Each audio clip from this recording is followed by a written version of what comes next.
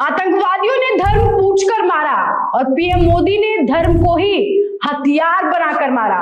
और देखिए, पाकिस्तान हक्का बक्का रह गया सारा।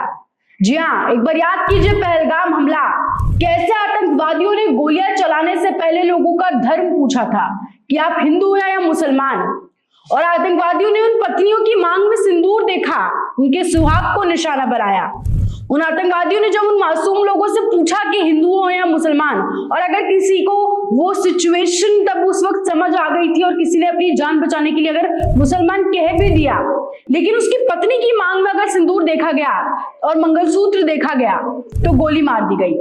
जहां सिंदूर था वहीं मौत हुई। उन्होंने सिर्फ पति को नहीं मारा, उन्होंने उस हिंदू स्त्री के सिंदूर भरी मांग को भी मार डाला, उसके सुहाग को मार डाला। और उसके बाद पीएम मोदी ने बदला भी अब उस धर्म की भाषा में ही लिया है, ऑपरेशन सिंदूर। प्रधानमंत्री मोदी ने उस सिंदूर के लिए आवाज उठाई जिसे उन आतंकवादियों ने निशाना बनाया था, जो उनके निशाने पर था। पीएम मोदी ने धर्म को हथियार नहीं संस्कार बनाया और उसी सिंदूर के नाम पर इतिहास रच दिया। पाकिस्तान को ऐसा जवाब दिया कि उनकी रूह कांप उठी, इतना बुरा कांप उठी कि पाकिस्तान को अब समझ नहीं आ रहा है कि आखिर भारत हमारे साथ कर क्या रहा है, हो क्या रहा है, अब हम रिएक्शन में क्या करें। इस कदर पाकिस्तान की हालत बेहाल हो चुकी है। इधर से भारत हमला कर रहा है, उधर से बलूचिस्तान भी अपना बदला ले रहा है पाकिस्तान से। ऑपरेशन सिंदूर के तहत पाकिस्तान के 9 आतंकी ठिकानों को ढेर कर दिया गया, जिसमें 100 से भी ज्यादा आतंकवादियों की जानें चली गई।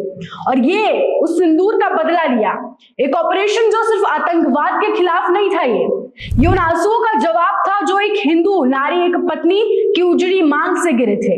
जब धर्म के नाम पर हिंदुओं को मारा गया तो प्रधानमंत्री मोदी ने कहा भी था कि धर्म का बदला धर्म के रास्ते से ही लिया जाएगा।